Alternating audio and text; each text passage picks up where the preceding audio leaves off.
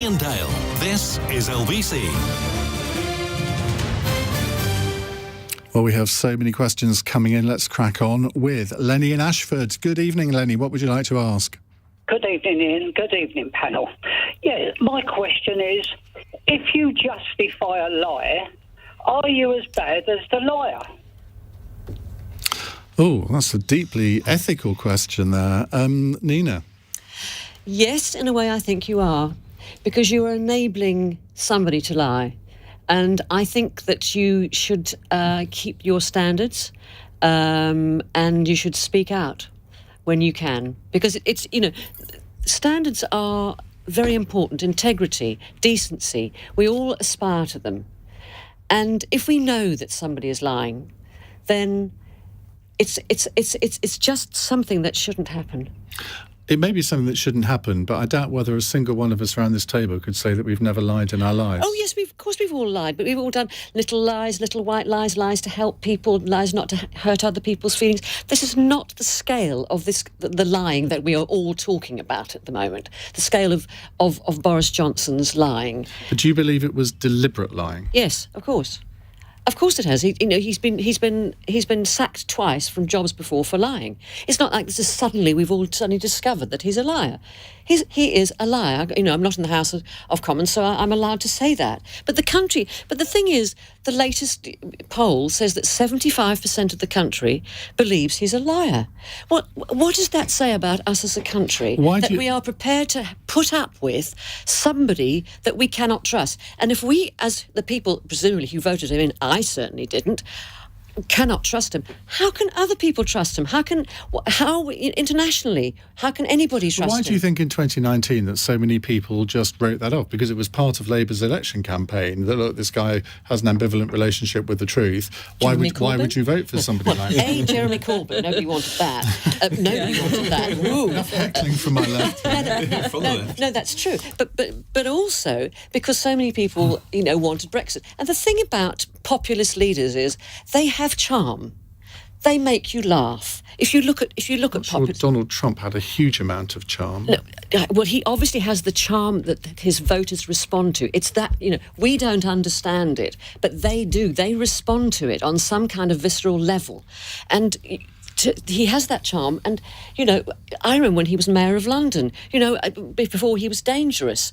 And we thought, oh, good old Boris and his Latin jokes and his piffle and whiff-waff and all that nonsense. Oh, he kind of shows us off a treat, really. He's an individual. He's a character. And then you saw sort of da-da-da-da as it got worse and worse. And we thought, oh, my God, this is real. But so that the charm, coupled with Brexit, coupled with Jeremy Corbyn, there you have it. OK. John Redwood, let's go back to the question. Are those who are justifying the lie as bad as the liar themselves? I don't think it's a good idea to justify something you know is untrue, and in politics you only have your word to go on, and if you debase your word, that does get difficult.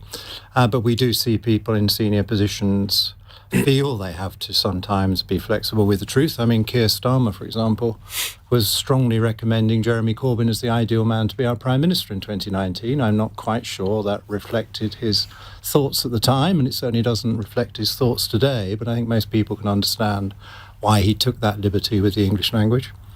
But, for example, Brandon Lewis was out, Cabinet Minister was out on the airwaves this morning and was likening this to a parking ticket or a speeding fine.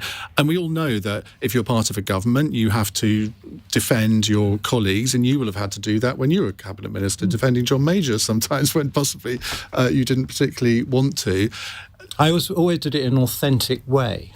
I would find something I could believe in or support. I was not very willing to go and support the things I didn't believe in. Siobhain, that's quite an interesting analogy, isn't it? Because, of course, you were standing as a Labour candidate in the last election, ostensibly supporting Jeremy Corbyn to be Prime Minister, but we all knew you didn't believe a word of it. But I don't think a person alive, particularly not Jeremy Corbyn, didn't think I supported him. No, that is true, but I've always had a bit of a problem with being a bit straightforward about leaders. It goes back before Jeremy Corbyn. Which is it? Yeah, do you remember the stuff around Gordon Brown? No. Oh, that's another story. We're not opening up that, Lenny. I won't be telling you about how he sacked me on TV. Did he? Yeah. I deserved it. Yeah. Did you? What did you do? Come on, you got to tell us now.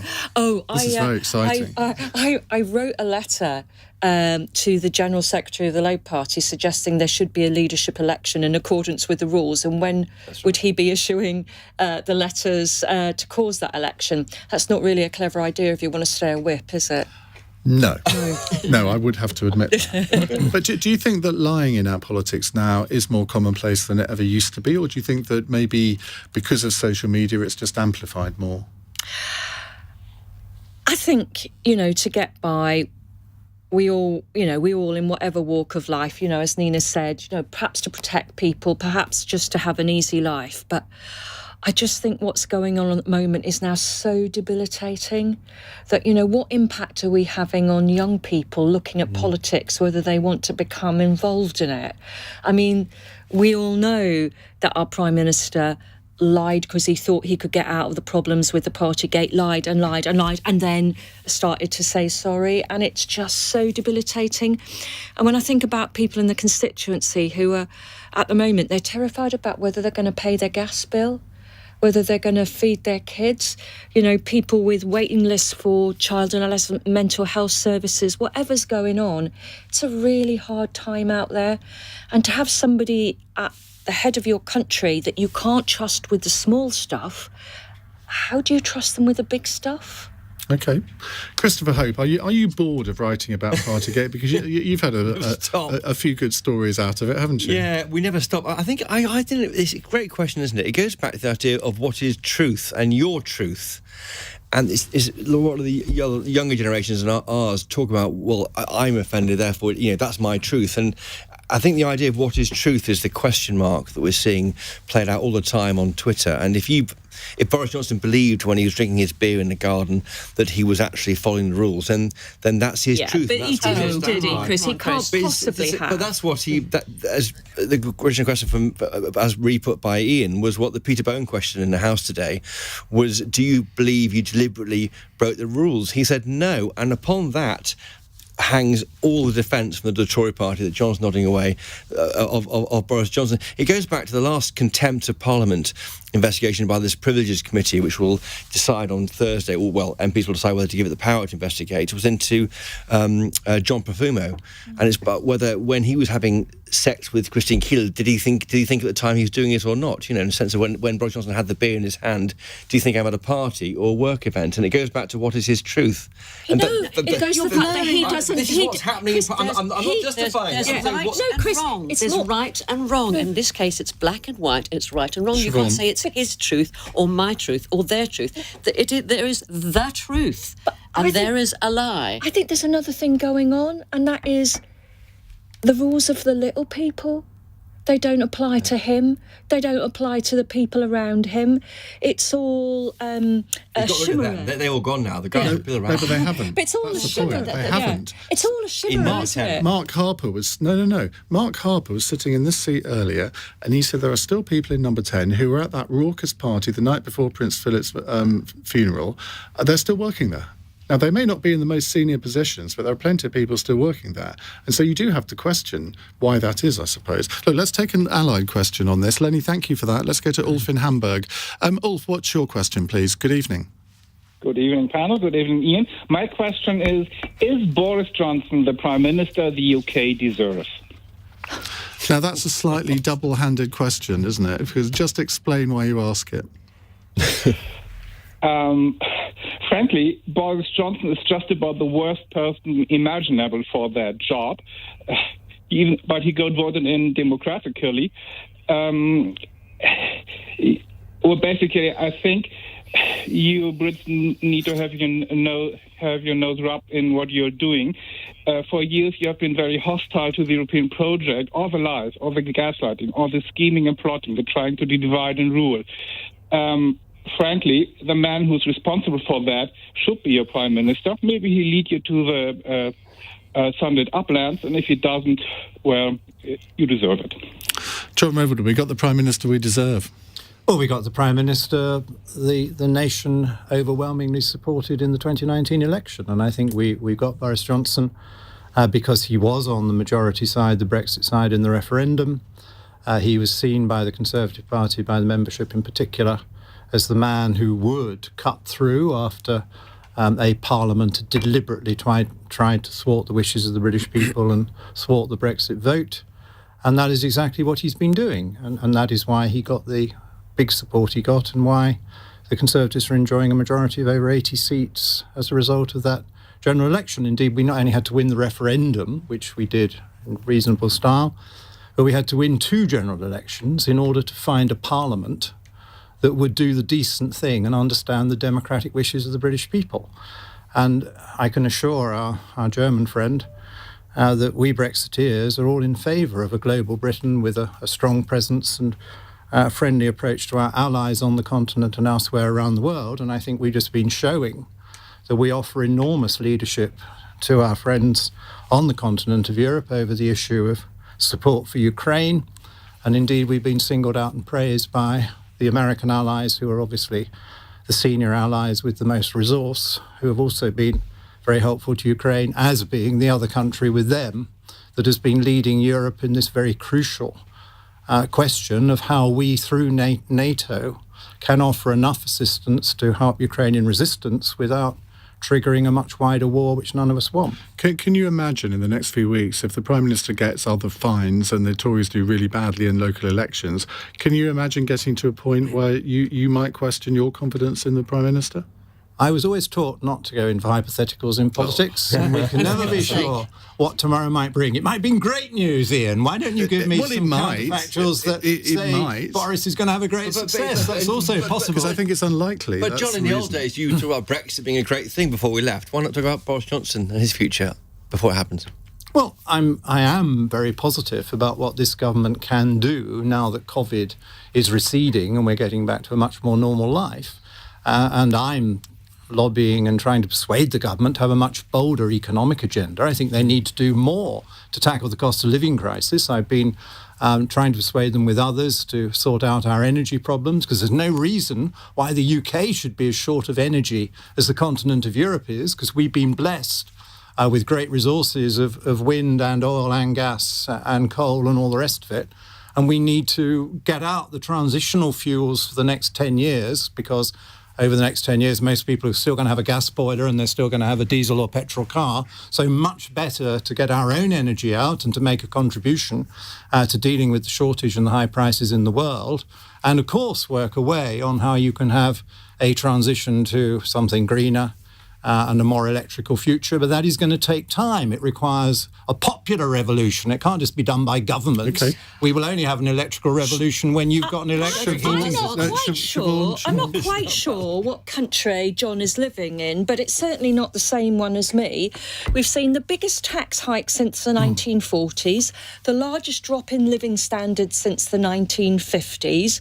We've got people who are absolutely terrified about what next October is going to bring for their gas and electricity bills. Which is why I want more to be given. So, I mean, the idea that it's all kind of sunny way forward is completely for the birds. We're going to have the lowest growth rate next year of the second lowest of the G20 countries, only second to Russia, who's going to have the worst.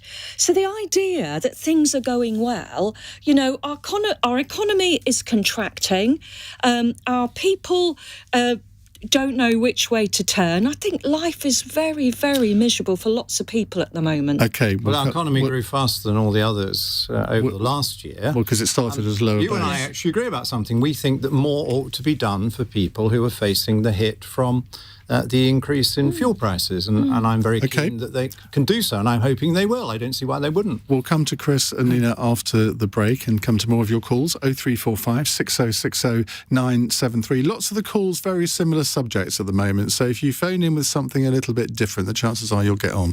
As a tip. 17 minutes past 8. This is LBC. From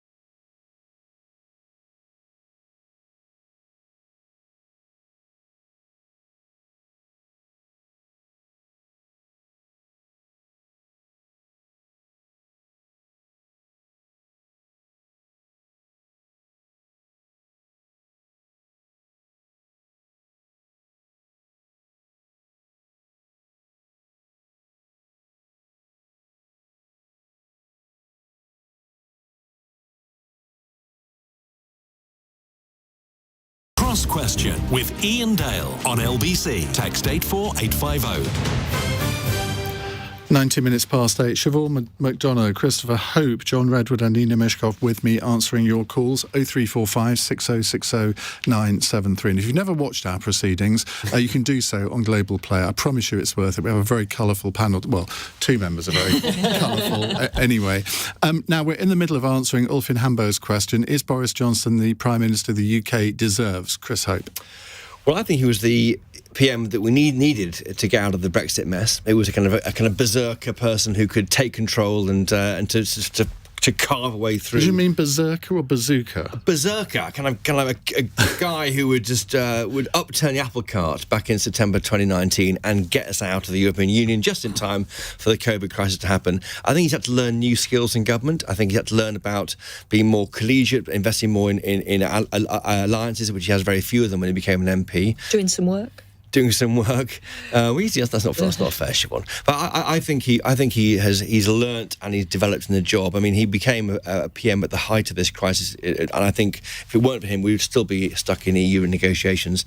I think he certainly was the person, and he's proving himself. I mean, it's worrying. We have these rows about whether he's telling the truth, and he might want to have. He looks in the mirror today, I think, given that he's apologised 20 times or 20 plus times in the comments today, he would do things differently now. Nina? Do you sincerely believe that, Chris? I don't think he'll do things any differently at all. How old is he? He's in his 50s now? He's 56. He is not going to change his ways. He has had these conversations with everybody, with his bosses, the women in his life, everybody. He's been saying the same things. I'm sorry, I don't do it again. Better a sinner that repenteth, though. I don't think he's repentant, though. He's not repentant. He has not shown a single sign of being repentant. And as for somebody that the country deserves, our country does deserve better. Well, this is a huge distraction. This whole mess, his failings. If he goes, who would you want to succeed him? My cat's been dead for 10 years. Seriously, anybody. You can't vote for your cat, no, I can't. But you, if you knew my cat, you would. No, I'm serious. That was a bit sort of idiotic to say that.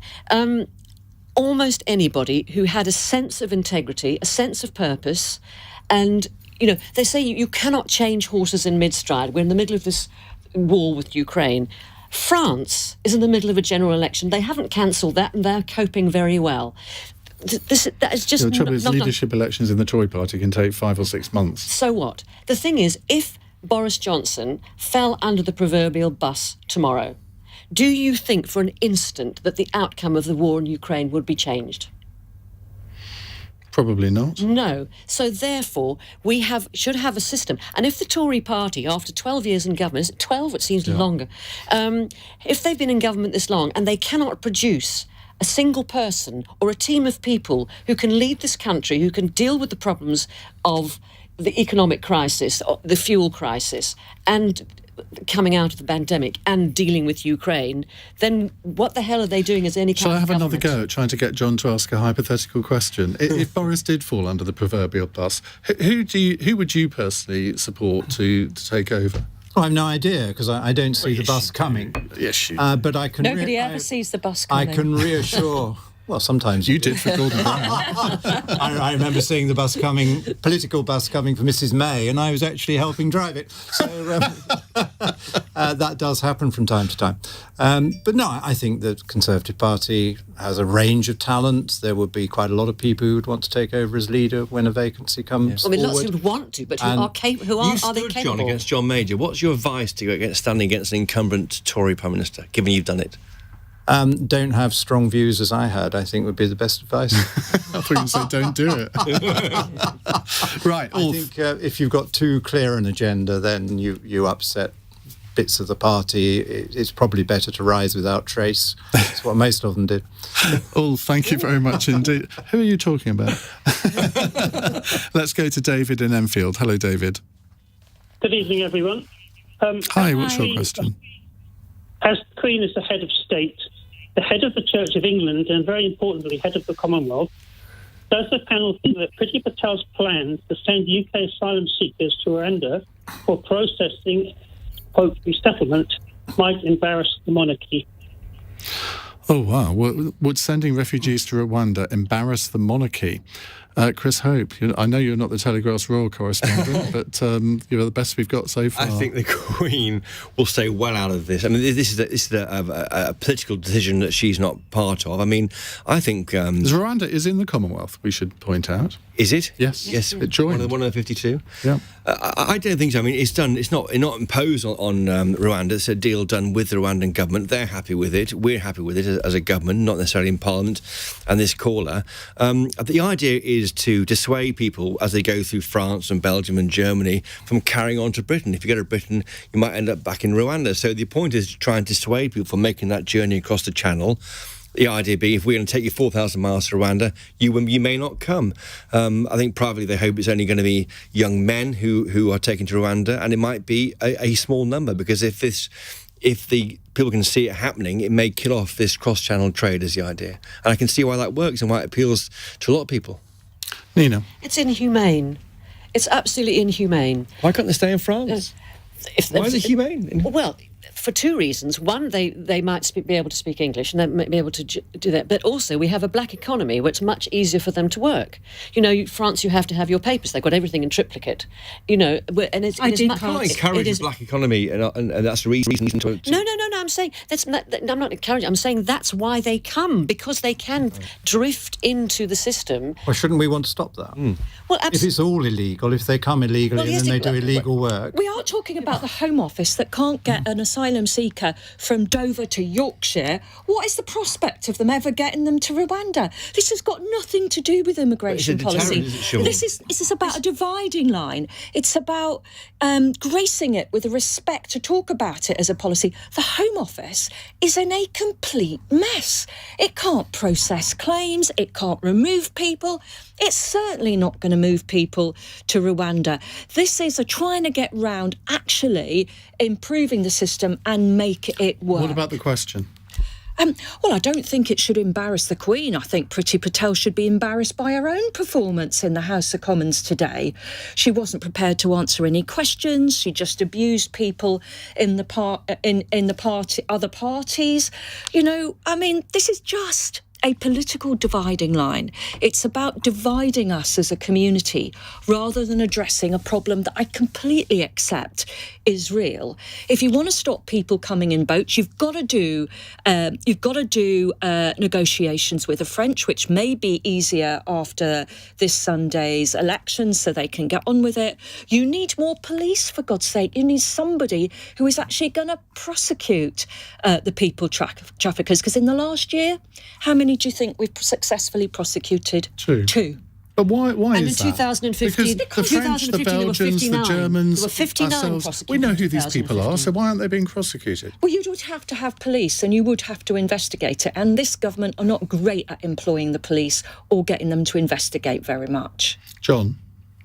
Yes. What would you like to know? I'd like to know the answer to the question from David. Well, no, I don't think it's embarrassing to the Queen at all. She is above politics, and this will be settled by a democratically elected Parliament.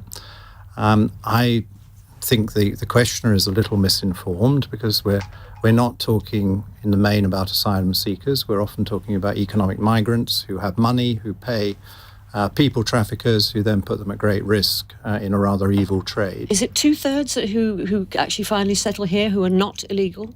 Yeah. Well, 2/3. Between 2/3 and 75% Yes, are actually but that's granted rather asylum. different from them being in the plight of an asylum seeker, because, of course, these people are coming from France.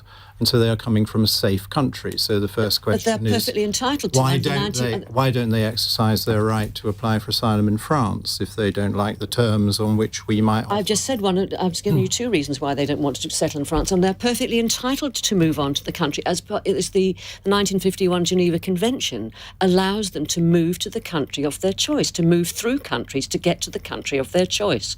That is part of the Geneva Convention of 1951. And we offer legal routes for people who are genuine asylum seekers. As the Home Secretary explained in the House today, tens of thousands of people have done it the legal way and have been welcomed and adopted into our country in recent years. And there are those legal routes. We are talking about people who have money, who choose to take an illegal route, which turns out to be very risky and dangerous for themselves quite often, rewarding people traffickers whose business needs to be closed down. I think good criticisms have been made of the police forces and prosecuting authorities around the continent. And remember that we have been in endless negotiations and agreements with France. With French agreement, we put up all sorts of barriers to people getting on the back of lorries, because that was a very dangerous way of coming. We had quite a lot of success in dealing with that. And we pay money to the French to try and go and hunt these people down, because these are criminals on the French side. They're not on our side. It's not our police force who are failing to find these people in London or Dover. These are people operating on the beaches of Belgium and France. And the continental system, even with our money and encouragement, is not catching enough of them. And I think that's a pity. Hang on, Chris Hope. Well, yeah, I mean, I think I kind of agree with what John was saying. Really, I think it's an attempt. I was going to ask Siobhain what your idea was, Siobhain. I mean, at least there's an attempt here. You can't just more money into policing, more money into that kind of thing. I mean, this is an attempt, a big bazooka to try and deal with a problem which has plagued this country for 10 years. Chris, they ain't sending nobody to Rwanda. They're incapable of doing it. The border force is at the point of collapse. As I'm a London MP, I constantly deal with immigration casework. I direct message poor old Kevin Foster, the immigration minister, more than anybody else, saying, could you have a look at this one? This one's been hanging around for years. You know, we have a system that is in an appalling condition, and we're going to do this. Many would say this is what people voted for in 2016. The argument everyone's making here is that until that point, until 2016, you can move within the European Union. But since then, there has been a vote for control over the borders. The point I'm making is it is the duty of the British government to have a border force that can actually work and is efficiently managed and run, and that is not the case at the moment. And I take up Nina's point. Why are you blocking changes to legislation to make it work? I'm talking. Actually, I'm not voting on it because I actually chaired the committee stage of the bill, but. Nina's point about pull factors. If you want to sort out a pull factor, get an ID card system, because if you're in France, you need your ID card. You can't go anywhere without it. You've been talking to Jackie Smith lately. I think you must have. As you know, I frequently talk to Jackie Smith. I know you do. Yeah. She's indoctrinated you. Now, I don't really understand this, but George says, the more I listen to Christopher Hope, the more I want to sell him a chocolate fireguard. I've no idea what that means. I hope it's not something rude. Anyway, we'll come to more of your calls in a moment. 0345 6060 973. It's 8:31. Let's get the latest LBC News headlines from Helen Hodinott. Former Chief Whip and Conservative MP Mark Harper has told Boris Johnson he's no longer worthy of being Prime Minister after being fined for breaking lockdown rules. MPs will vote on Thursday on whether to investigate the PM over allegations he misled Parliament. Boris Johnson told the Commons today he offers a wholehearted apology. Theresa May has criticised the government's plans to send some asylum seekers to Rwanda. The former Prime Minister says she doesn't support the proposals on the grounds of legality, practicality and efficacy. Russia has seized its first Ukrainian town since launching its new offensive on the east of the country. Officials in Luhansk say Ukrainian forces have withdrawn from Kreminna as fighting continues across a 300-mile-long front. LBC weather turning drier overnight, leaving most areas clear, a low of 1 degree. This is LBC. Whether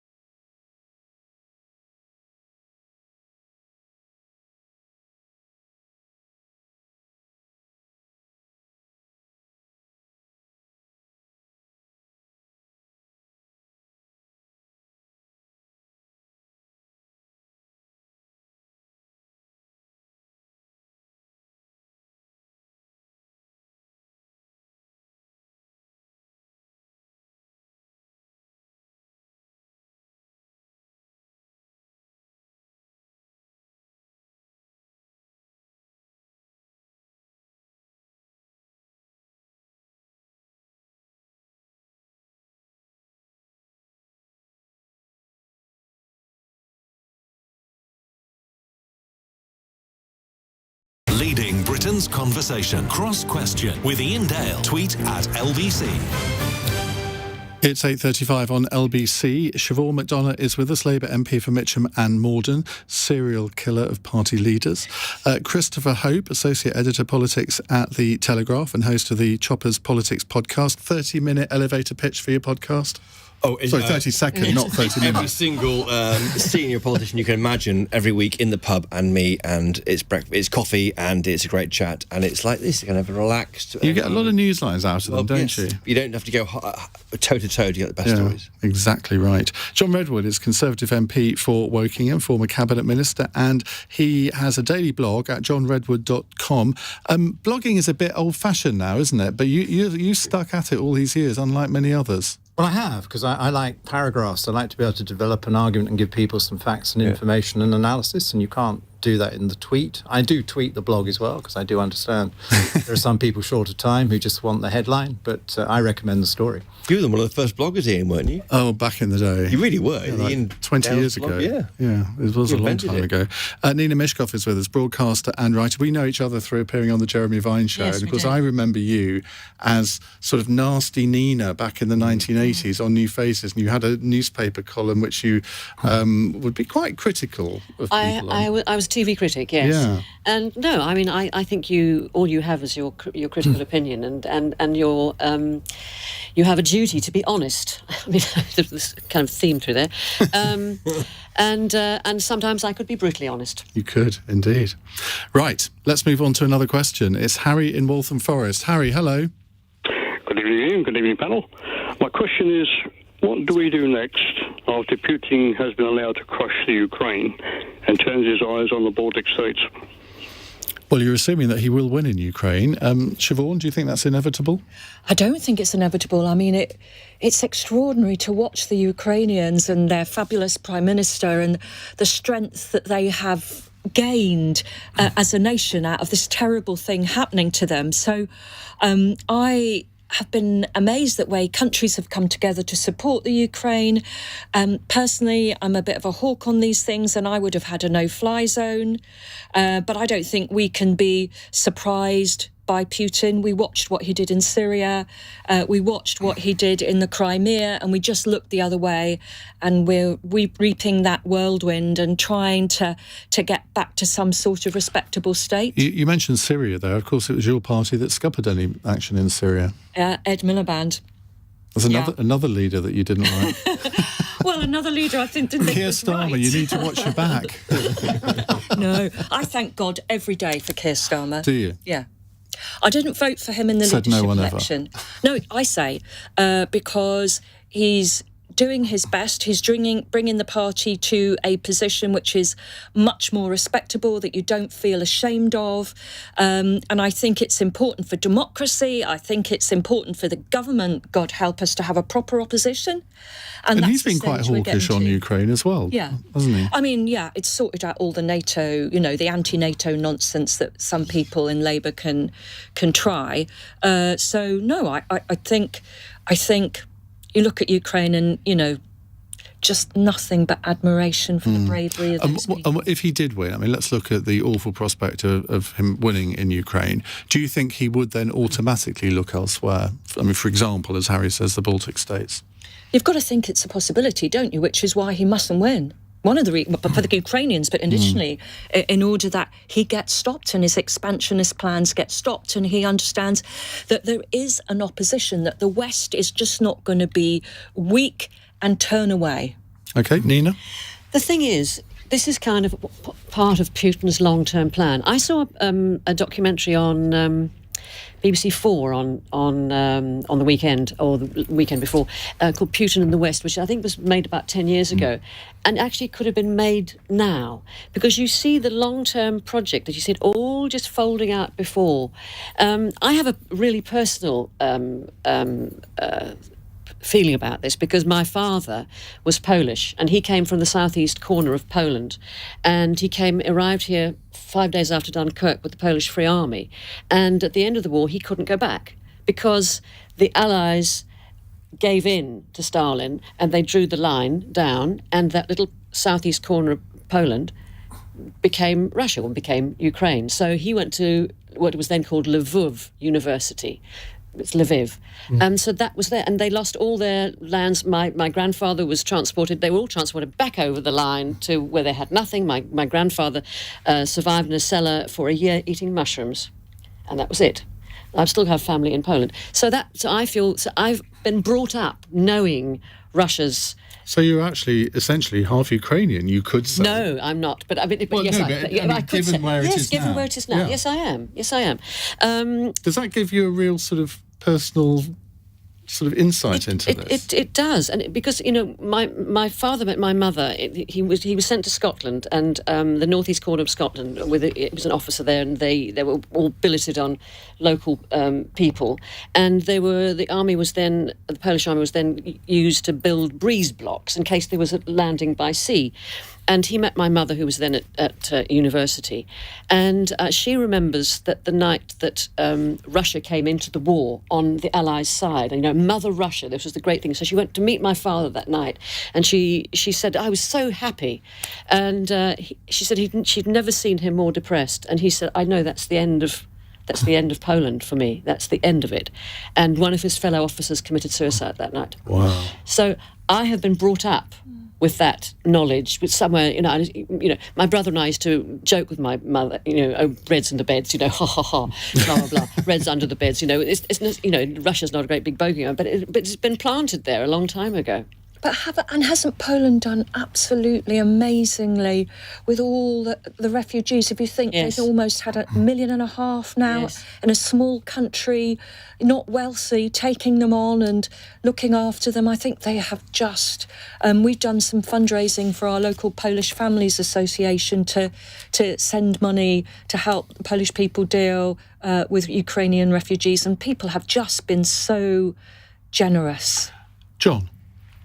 I don't think Putin would attack a NATO country. I think he would be very ill-advised to do that. NATO has already strengthened their defences by putting more troops on the ground in the frontline states close to Russia, and has sent a very clear and unequivocal message that were Putin to send forces across borders into NATO countries, there would be a very large response with the full might of all the allies in NATO responding. So I don't think that is at all likely. Like others, I've been very moved and impressed by this very dogged and successful resistance so far that the people of Ukraine have shown. And their one plea to the West is to supply them with more of those crucial weapons that can try and restrain the tanks and the big guns that are shelling their towns and cities so badly. And they've had a very important interim victory, because they have obviously removed the siege of their capital city and forced depleted Russian forces to concentrate now on the poor Donbass, where they think they've got the best chance of trying to flatten enough and kill enough people to claim they've captured the entire area. And then presumably try and sue for some kind of peace on that basis. But it doesn't look at the moment as if Russia has the capability to take the whole of Ukraine by force of arms, and they know that they don't have anything like enough troops to provide an army of occupation, given the very hostile attitude of those Ukrainians who've remained and are fighting in their country. So I think we are in for more of this very punishing warfare. And the more that the West and the international community can apply pressure on Russia, the better, because they have to be pressurized all the time in the media war, in the information war, that their conduct is not only completely unacceptable, but that it is self-defeating. Because if this is a country they wanted to liberate and want to govern, how can you govern a place where the people all hate you that you haven't killed, and most of them are living underground in fear of you? And most of the buildings have been demolished, and economic activity in the leading cities has been halted. I mean, it is self-destruction as well as such a dreadful thing on a humanitarian basis. So I don't look forward to the next few weeks, because I think we're still going to see more brutal war. But I think it's great that Ukraine has made such a strong point. And I think NATO is quite right to say so far and no further. Chris Hope. I'll be really quick. I mean, I completely agree with what John's saying, but we are going towards a degree of partition, aren't we, in Ukraine? At some point in the future, there'll be the two sides will fight themselves to a standstill, and then what does the West do? What does NATO do? NATO can't sign up Ukraine to be a NATO country, but perhaps we'll be so heavily arm it without being in the country as a NATO supporting country. Then that's the future. But so you effectively reward Putin by granting him a bit of Ukraine. Well, because Rachel Johnson said that on LBC a couple of weeks ago, and you should have seen the reaction to that. So watch your Twitter feed later. Not saying reward him back. Well, it is. I mean, he would have territory which he wouldn't have had before. Well, obviously, we keep encouraging Ukrainians to fight back against Russia, but the NATO troops can't get involved. So at some point, that battle may end, and we end up with partition, but by default. Right, we'll take more of your calls in a moment. It's 8:45. LBC, Nick Ferrari at breakfast. I was joined by Northern Ireland Secretary Brandon Lewis, and I tried asking him for a percentage of his staff that work back behind their desks. He didn't know the answer. Doesn't that speak entirely about what the problem is now? They don't actually know what the staffing is of their own department. What do you do all day? You must have seen that this morning. You must have thought as you went out on the round, God, it's the front page of this paper, it's the front page of that paper. Well, I've got Belfast here, and I've got Summer here, and I've got Liskeard there, and I've got Upper Whoop Whoop. What a pile of cobblers. Nick Ferrari at breakfast. Back tomorrow morning from 7. Listen on your radio and on Global Player. LBC.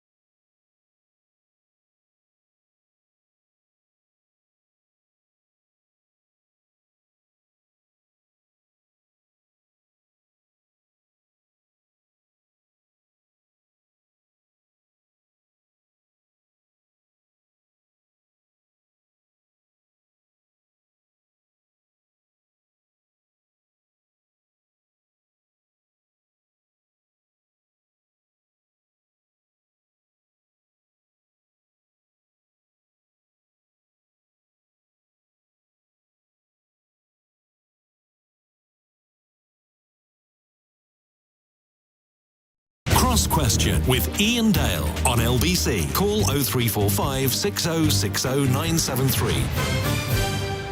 Siobhain, McDonagh, Chris Hope, John Redwood and Nina Myskow with us answering your questions. Let's go to Andy in Tunbridge. Hello, Andy. Hello, Ian. Which party can we trust with law and order against the backdrop of cuts to policing and courts in chaos, loss of community policing, closure of police stations and appallingly low crime detection rates? Chris Hope. Well, normally you would say that the Conservative Party, they're the party which has been traditionally the party of law and order. In fact, when Siobhain's friend Tony Blair was resorting out the Labour Party... One leader she hasn't got rid of. Back in the 90s, he said that we are tough on the crime, tough on the cause of the crime. But I think it has, there was a suggestion of, 10 years of not doing so well at law and order. And I wonder whether that's a place where Keir Starmer will be fighting very hard in the next election. Nina? Well, certainly not the Tory party. I mean, for heaven's sake, been in power and the thing's just gone down and down and down. Yeah. Look at the crime rates in London. Look at the low prosecution There's rates a for Labour rape. mayor of London. But they know that's not going to make any difference when it comes down. He is commissioner of police, well, not commissioner, but he's the equivalent of the police and crime commissioner in other areas of the country. Well, let's see now that Cressida Dick's out, what can happen next? I mean, you can only do so much if you have a Met Police chief that can actually do something. But as I say, the rates of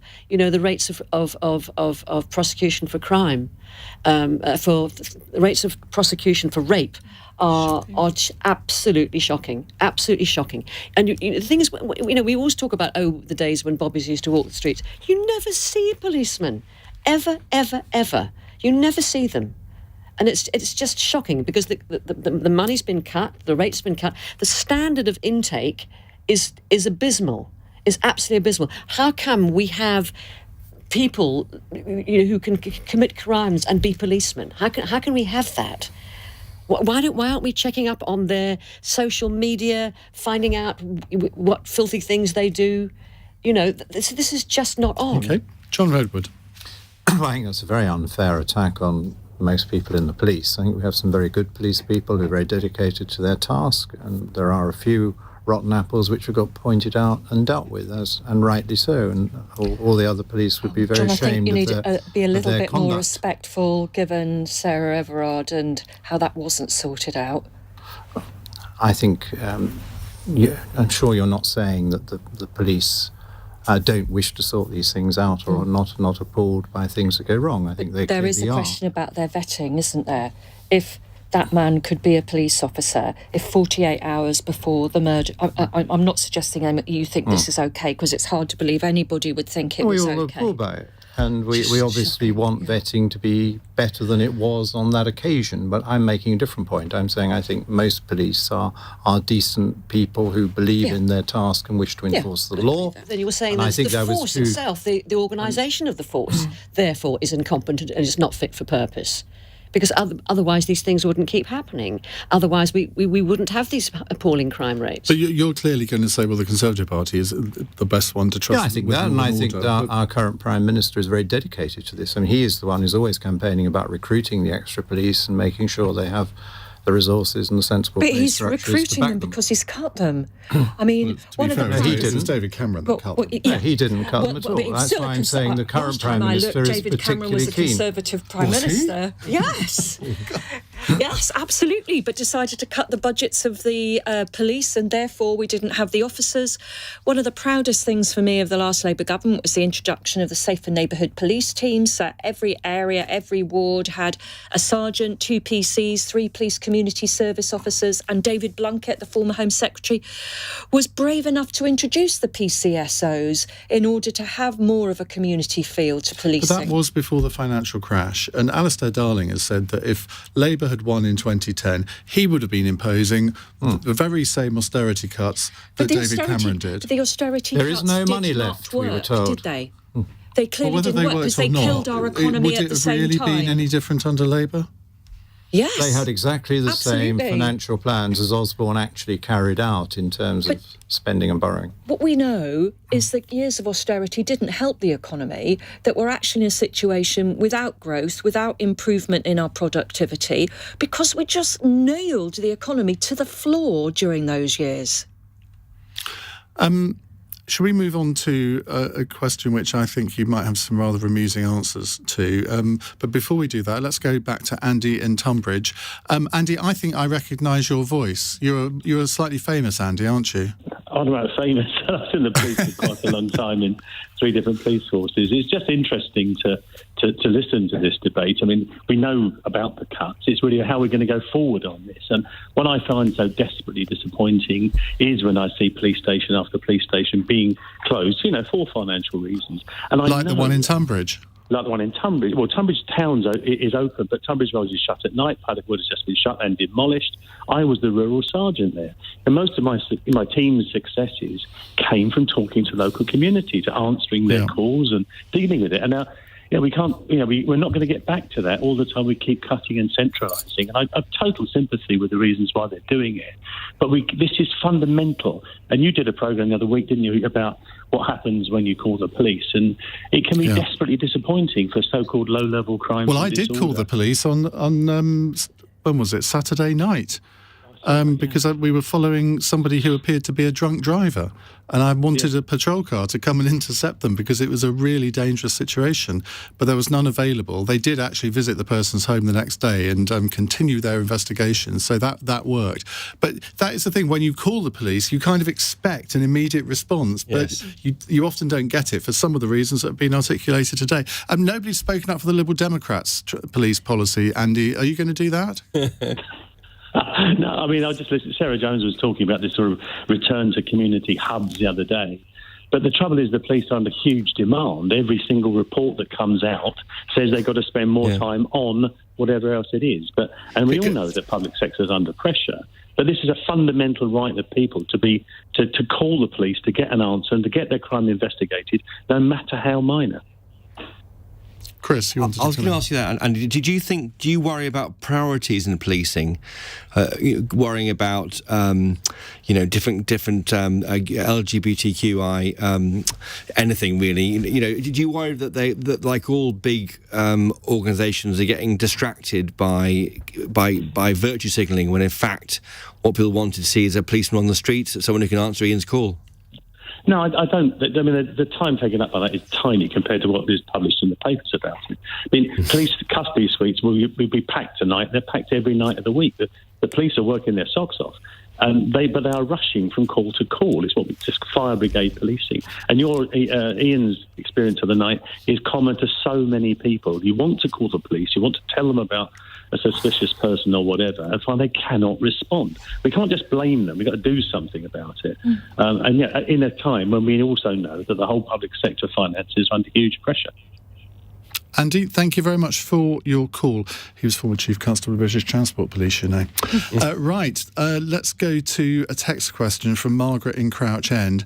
Is the government's plan to cut train prices by half a joke, as the online video with Grant Shapps would suggest? Now, if many of you won't have seen this online video, but Grant Shapps, the Transport Secretary, has made this video promoting the fact that lots of fares are going to be cut over the next month and encouraging more people to get back to going on the train.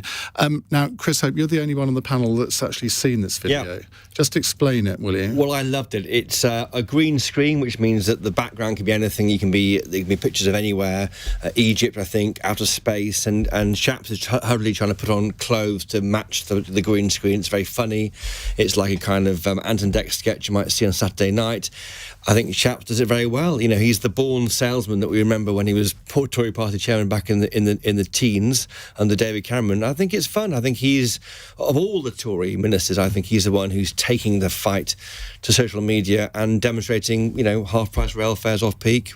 What's not to like? But of course, when a politician has a little bit of fun in terms of trying to promote... I mean, if it was just saying, well, I am the Secretary of State for Transport and I'm going to tell you, ladies and gentlemen, that you can get some bargain fares. Well, no one's going to watch that, are they? That's true. And yet, when they do these slightly off-the-wall things, people then have a go at them for not taking things seriously, Nina. Well, it's not a question of not taking them seriously, but the time spent on doing that, couldn't he have been doing something else? Oh, please. I mean, no, seriously. Well, we're all talking about it, so it's working, isn't it? It's working. It's off-peak and it's... You're a former TV critic. Yeah. You should like this stuff. It's like acting.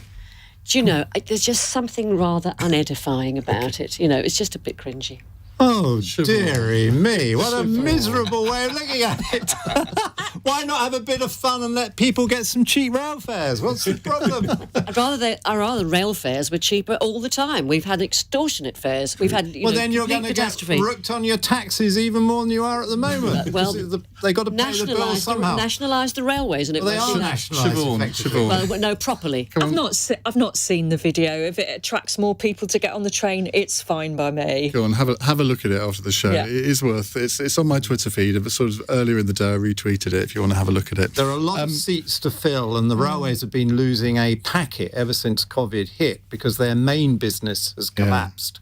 because people aren't doing 5-day-a-week commuting. They've desperately got to find some new business, otherwise the cost structure is unsupported. But they're doing nothing for the commuters. This is not really commuting. Well, half of the commuters... Well, they're doing other things for the commuters, and there are more flexible tickets, and I and others have been advocating more flexible approach, because maybe people want to do 3-day-a-week commuting rather than 5-day-a-week commuting, and you need to make sure... Or no day-a-week commuting if you work for a government department. Oh, bit of biting satire there. Particularly the Home Office. Lucy in Portsmouth has a similar question. She says, imagine you could make use of Grant Shapps' new scheme after the show today and shoot off on a train to some other part of the UK for a lovely holiday. Where would you go, Siobhain? We had a school friend of my sister's come and stay for the weekend, and she comes from Corsands in Cornwall, so I think I'd like to go there. OK. John? Yeah, I'd like to go back to Cornwall. I think it's a great place, and the weather's at last warming up. It'd be really nice. Cornwall does feature in the Grant Shapps video. See, it's working. 2 of you want to go there. Chris? Without seeing the video. Liverpool. I'll go Liverpool from my parents. It's Liverpool. Okay. I'd say Cornwall too, but if you say too many people say Cornwall, the entire west of the country is going to tip into the sea. So I'd probably say St Andrews, where I was born and where I lived for a time. But of course, it doesn't have a train station. Does it not? No, Lucas. RAF Lucas next. Well, there you go. Well, thank you all very much indeed. If you missed any of tonight's show, or if you missed any shows last week, you can catch up on the podcast feed. John Redwood, Siobhain McDonagh, Nina Myskow and Christopher Hope will have you back very, very soon. In a moment, we're going to return to the subject of the day, Boris Johnson making an apology in the House of Commons. But of course, there is some analogies to draw here with Nicola Sturgeon, because she has been criticised for not wearing a face mask, can you believe?